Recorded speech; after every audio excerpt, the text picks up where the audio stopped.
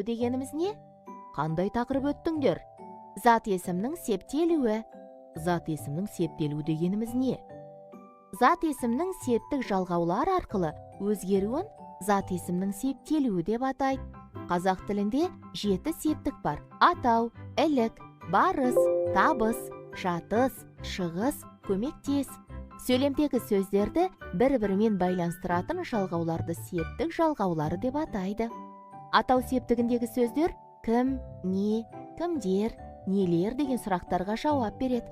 Мысалы, оқушы, табиғат, балалар, құстар.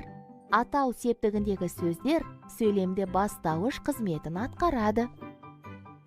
Дұрыс айтасың. Мысалы, боран соққан кезде ештеңе көрінбей кетеді сөйлемінен атау септігіндегі зат есімді тауып көрші.